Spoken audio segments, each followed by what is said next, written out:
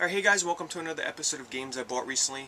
Now, I've got a lot of games here that I gotta show. I'm gonna try and keep this as short as possible, so let me get started here. First, I'll start with the game that's taken up the most of my time out of the bunch here, and it might be a shocker to some of you, but it's actually Starcraft II for the PC.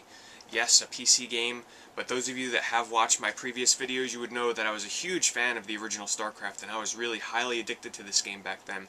So it was a no-brainer for me to pick up Starcraft II, and I have to admit, I've been playing this game a ton. Now, it's the good kind of addiction with this, though. It's not like I'm there like 10 hours a night playing it. It's the kind of game where, I get online for an hour or two a day and play it.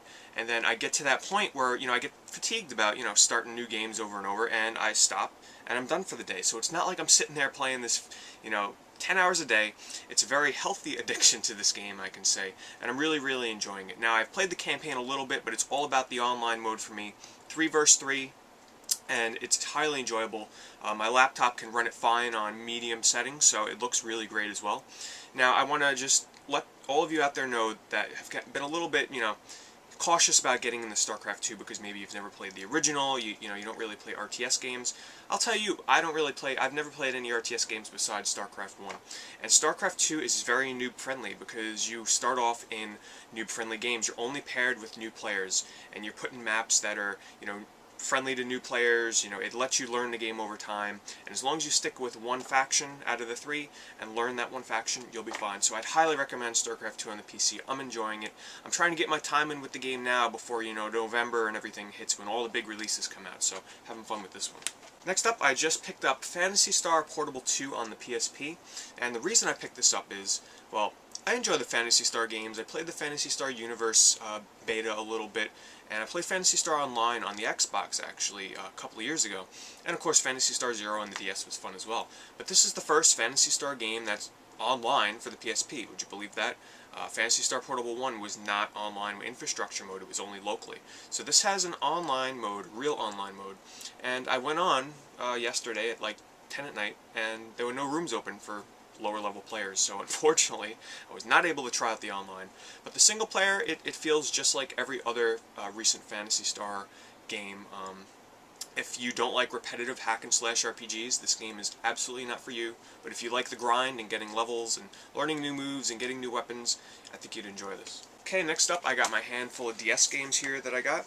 First is Dragon Quest IX, Sentinels of the Starry Skies, and it feels weird talking about this now because this game's been out for quite a bit already, but I really do enjoy this. It's very traditional in the sense of a turn-based RPG, so if you don't like turn-based RPGs, that's exactly what this game is. You may want to avoid it. So if you're more of a fan of, action RPGs like Kingdom Hearts and stuff like that, Dragon Quest IX is not going to feel any different from any of the previous, turn-based RPGs that you've played. It's a very polished and very good turn-based RPG by far. I absolutely love the customization that you have your characters. Every piece of equipment that you put on them shows. You can, form your party up with the different classes and, change their classes later on in the game and choose how, their abilities develop and everything like that. But it's very traditional. It's very fun, however. I really love the art style. It's just a really well-made turn-based RPG that I've been enjoying, and I just want to let you guys know, if you're buying this for the single player, don't be turned off by that. RPG fans, you'll love this game. Next up is Taiko No Tatsujin 3 for the DS, and you guys have heard me talk about this series before. I absolutely love it, and this is the 3rd entry in the DS series. Now, the US has never seen a release of this on the DS, only on the PlayStation 2, and it failed miserably, so the chances of us seeing a port of this to the US is slim to none. So I did import this, and just real briefly, for those of you that have not heard me mention this before, it's a rhythm game where you use, they give you 2 styluses, and you have 1 drum. There's only 2 notes in the game, and it's just a rhythm-based game, and it's really fun. It's got a lot of different styles of music, like J-pop, and there's video game music, and there's classical music, a lot of different stuff in here, but it's really fun. It's very import-friendly. You don't really have to know any Japanese to play this, so I really enjoy it. Next up is Professor Layton and the Unwound Future. I just picked this up the other day, and I have to say I missed out on Diabolical Box. I never bought that, but I wanted to give the 3rd one a try, because, during college I have a lot of time to kill. This is the perfect time killer game, that's for sure. Trying to solve the puzzles, staying in tune with the story, which so far is pretty interesting. The story hasn't hooked me as much as Curious Village has, but it's still really enjoyable so far, and the puzzles are challenging as ever. It's still fun, though, as challenging as they may be. Really enjoying Professor Layton.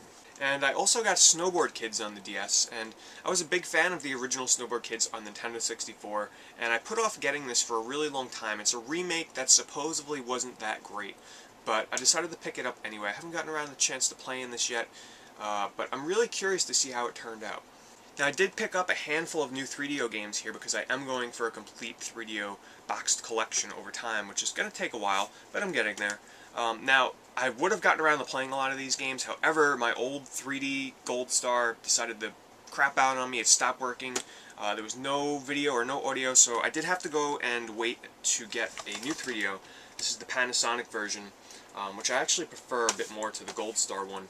So I finally got this, and I'll get around to trying some of these 3DO games out, but in the meantime, let me show you which ones I did end up picking up. I got Balls the Director's Cut, which I actually have fond memories of playing this on the Genesis. It's a fighting game where all the characters are made up of balls. It sounds weird. A lot of people actually hated the game. I actually enjoyed it. So I'm curious to see how this version is. Next up is D. The box is a little bit ratty on this one, but I'll be able to fix it up. This is a older survival horror game. Not really survival horror. It's more of a adventure game set in a horror theme. And I want to thank BMaga123, who sent me a couple of games, and one of them was actually Gex on the 3DO, and this is one that I've been wanting on the 3DO for a while. I've just never gotten around to getting it. He was nice enough to send this to me, and I played this years and years ago on the original PlayStation, and I've been dying to try it out. But I told myself if I was going to get it, I'm going to get the 3DO version, because this is sort of like the Hallmark staple character for the 3DO. It was the closest thing they ever had for a mascot, so I wanted the 3DO version. So thank you, BMaga. Now, this is a rare 3DO title, especially to get complete in such nice condition. I remember looking in an ad for a magazine, and I always remember as a kid I was looking at this like, wow, what kind of game is that? It's actually called Snow Job.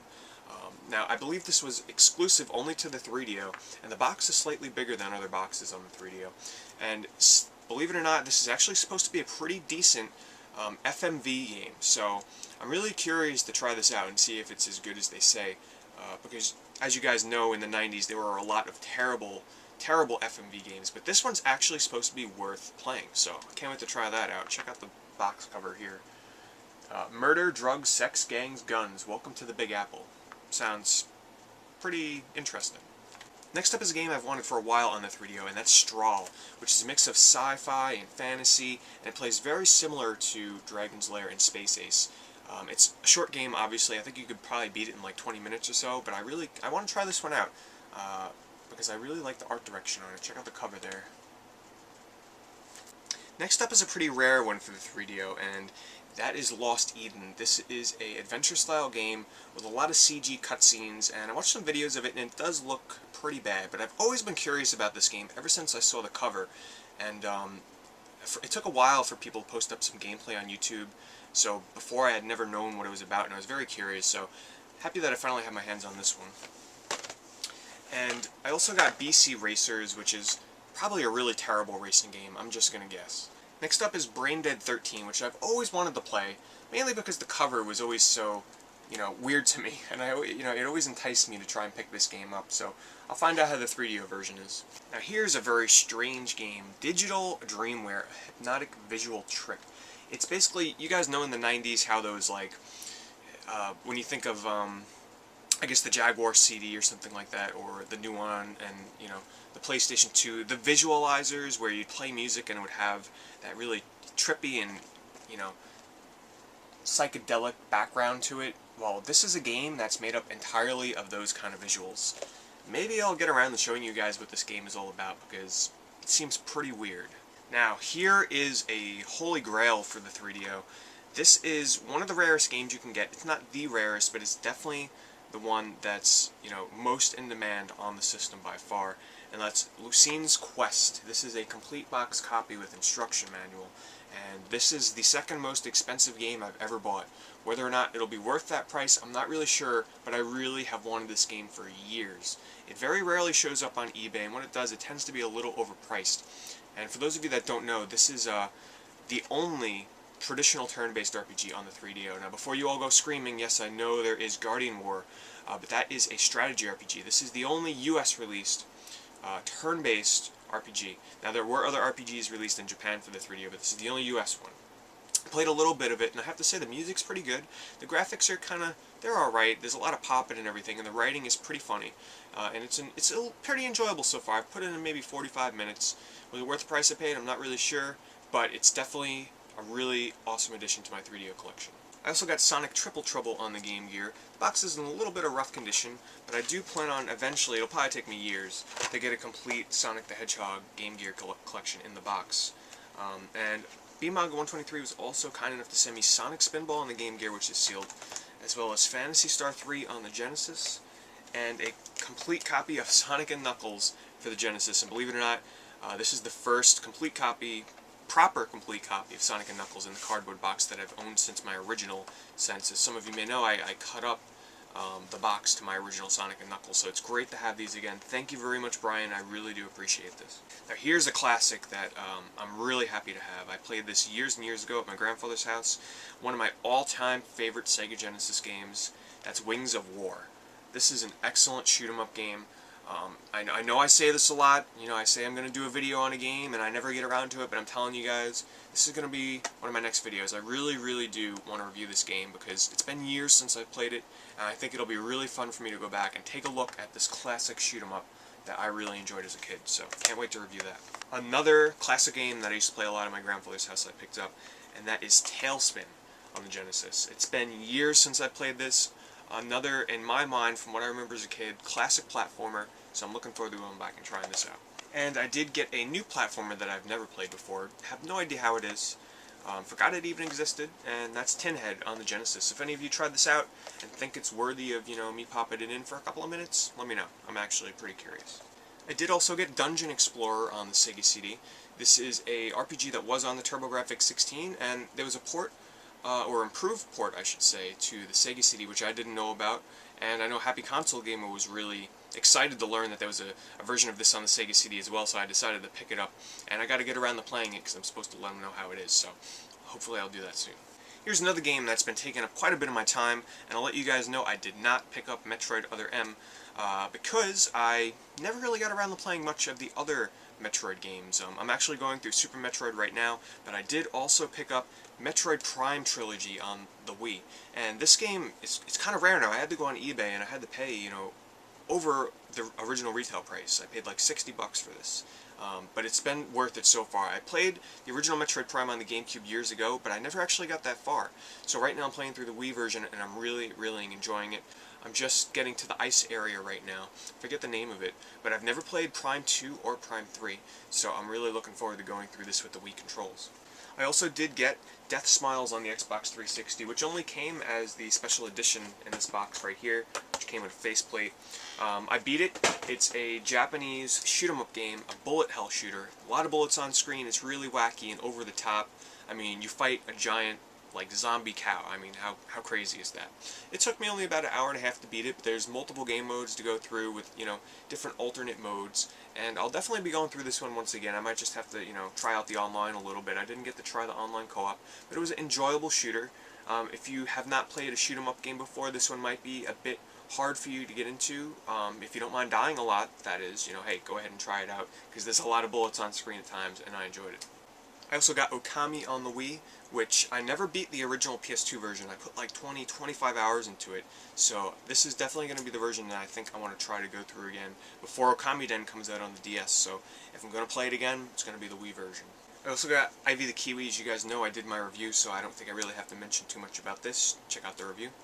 And here's the one that I'm sure a lot of people are just wondering my opinions on, and that is Halo Reach for the Xbox 360. You guys know, I'm a fan of the series, but I'm not a fanatic for the series. I pick each release up, except for ODST, I did not buy that. And I have fun with it for, a month or so online. Now, the strange thing is, I usually tend to gravitate towards the online modes in Halo games. But I have to tell you, I've been more about the single-player campaign in this, and co-op, more than the online, multiplayer, the versus mode. The versus mode to me just feels too much like Halo 3. The jetpacks and the holograms and all that stuff doesn't do enough for me to get me really enticed into playing that again. It's more about the campaign, which so far has been really enjoyable. I like it a lot. You know, as a person, for me, it's enjoyable enough for me to want to keep playing. I'm not obsessed with Halo enough to, you know, have beaten this game already. And one thing I do want to mention, there's no autosave in this. The other day, I put in 2.5 hours into the campaign, and I shut it off through the dashboard, and I did not go to start, save and quit, so I lost a lot of my progress, so it's kind of discouraged me from going back and playing it these past 2 days. But I'm enjoying it a lot so far. It's not the end-all, be-all of shooters, as, you know, a lot of the Halo fanboys, I guess you can say. But hey, we're all entitled to our opinions. In my opinion, though, it's just a very enjoyable first-person shooter with a nice online mode, which I haven't gotten to fully test out yet in terms of the Forge and everything that people have created. Is it fun? Definitely. Is it my game of the year? Definitely not. For the Game Boy Advance, I also did pick up Metroid Fusion. I'm going back and getting all my Metroid gaming in there before I go ahead and pick up Other M, because, let's face it, I've heard a lot of mixed stuff about Other M. So I might as well go back and play the ones that a lot of people really enjoyed and are for sure great games before I go and buy one that, hey, I might not like. So Metroid Fusion, to me, is not as good as Super Metroid by any means. It's an enjoyable Metroid game from what I've played so far. I really don't like how it's segmented up into the different sections and the different stations and how it kind of holds your hand on where to go.